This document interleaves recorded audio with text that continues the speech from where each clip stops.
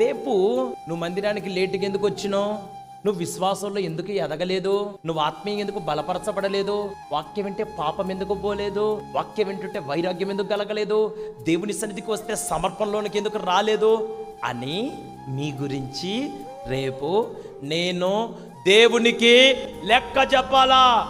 ప్రతి వ్యక్తి గురించి నేను చెప్పాలా. మీరందరూ రేపు దేవుని ఎదుట నిలవబడినప్పుడు ఏమయ్యా ఎర్నెస్ట్ పాల్ ఇటా నువ్వేనా వీడికి బాప్తీసం ఇచ్చింది? అవునయ్యా నేనే. మరే ప్రార్థనలు ఎట్టున్నాడు?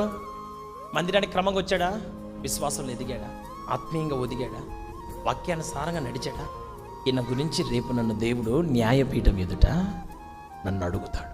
నన్ను దేవుడు లెక్క అడుగుతాడు కాబట్టి నిన్ను తిట్టినా, నిన్ను కొట్టినా, ఇంతమందిలో నిన్ను నిలదీసినా, నీకు బుద్ధి చెప్పినా, నువ్వు సరి చేసినా రేపు నీ గురించి నేను చెప్పాలా. అందుకోసం ఇదంతా. చాలా మంది అంటారు, అయ్యగారు మా గురించి మేము దేవునికి లెక్క చెప్పుకుంటాం, మరి నీకు పాస్ట్ ఎందుకు? మరి ఇంకా మా లెక్క మేము మాట్లాడుకుంటాంలే, మా లెక్కలు మేము చూసుకుంటాం అయ్యగారు అనే మాట తప్పు. ఆ మాట మనం అనరాదు. ఎందుకంటే మీ గురించి ఆ లెక్కని నేను దేవునికి చెప్పాలి.